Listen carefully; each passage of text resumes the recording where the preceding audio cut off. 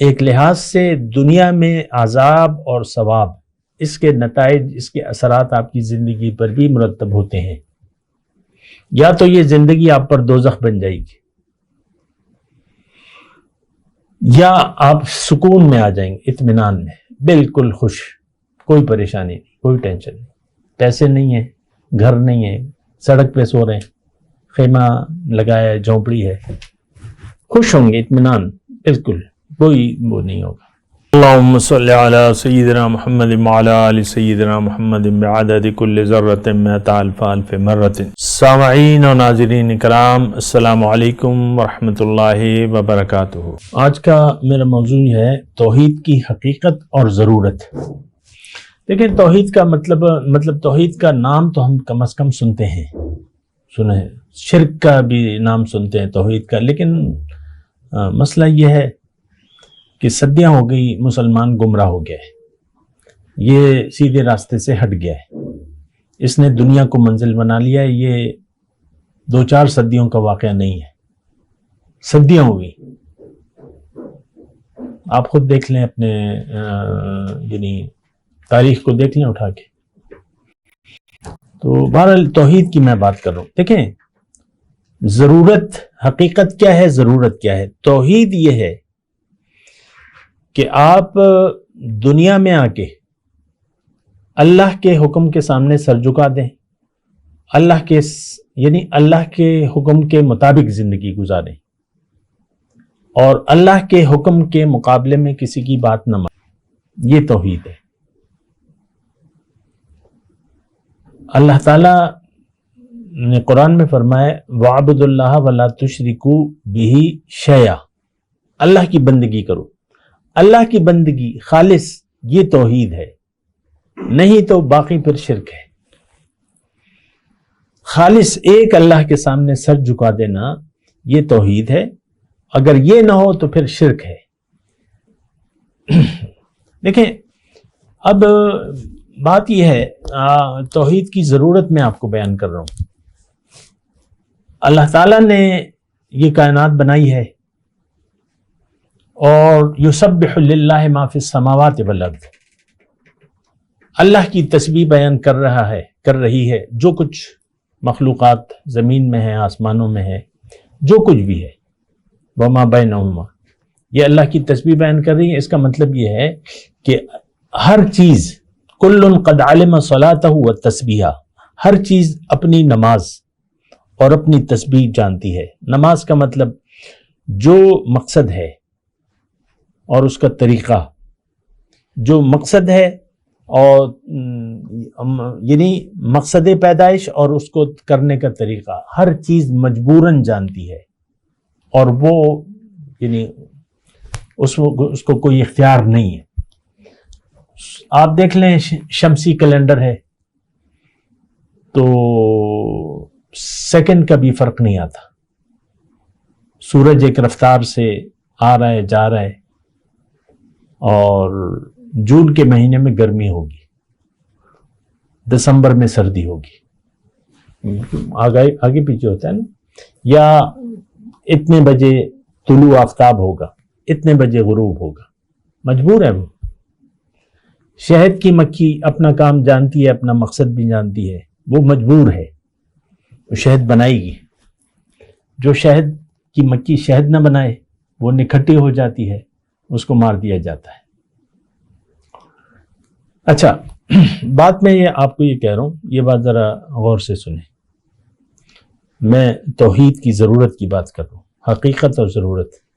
اور توحید میں نے آپ کو یہ بتایا کہ آپ اللہ کی ہدایت کے سامنے سر جھکا دیں، یہ توحید ہے، اور زندگی اللہ کے لیے خالص کر دیں۔ فَاعْبُدُوا اللَّهَ مُخْلِصًا لَهُ الدِّينَ۔ ابھی میں زیادہ اس کی تشریح نہیں کر رہا، میں توحید کی ضرورت بیان کر رہا ہوں۔ دیکھیں، توحید جو ہے، اللہ تعالیٰ نے ہمیں پیدا کیا ہے اپنے لیے، دنیا کے لیے نہیں بنایا ہمیں۔ یہ الگ بات ہے، دنیا ہماری ضرورت ہے تو اس کو ہم استعمال کریں گے، کرنا چاہیے، دنیا کے استعمال میں اللہ تعالیٰ نے انسان کی کامیابی رکھ دی ہے کہ یہ اس کو استعمال کیسے کرتا ہے، دنیا کو کس لیے استعمال کرتا ہے اور کیسے استعمال کرتا ہے۔ یہی بات ہدایت جو خداوندی ہے اس میں یہ بات بتائی گئی ہے کہ آپ دنیا کو کیوں استعمال کرو اور کیسے استعمال کرو، یہ ہمیں بتائی گئی، اسی کی بات کرو۔ دیکھیں توحید یہ ہے کہ آپ ایک تو رخ اللہ کی طرف پھیر لیں، اللہ کو منزل بنا لیں، اللہ کے حکم کے سامنے سر جھکا دیں اور اللہ کی مرضی سے زندگی گزاریں، اللہ کے حکم اور اس کی رسول کی اطاعت کرتے ہوئے زندگی گزاریں، یہی توحید ہے۔ اچھا اب دیکھیں یہ بڑی سمجھنے کے لیے آسان بات ہے، زیادہ مشکل بات نہیں ہے۔ اللہ تعالیٰ کی جو بھی مخلوقات ہیں بالکل اپنا کام بھی جانتی ہیں اور ٹھیک کام بھی کر رہی ہیں۔ آم کے پیڑ میں کبھی کیلا نہیں لگے گا،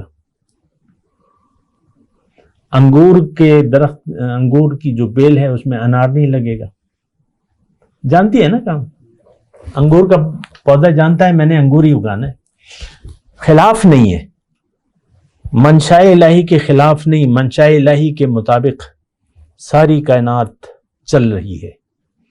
اللہ نے انسان کو بنایا ہے اپنے لیے، دنیا کے لیے نہیں، یعنی اس کی زندگی تھوڑی سی مختصر زندگی دی ہے کہ بھئی یہ آسان سا امتحان ہے، اس کو پاس کر لو اور میرے پاس آ جاؤ۔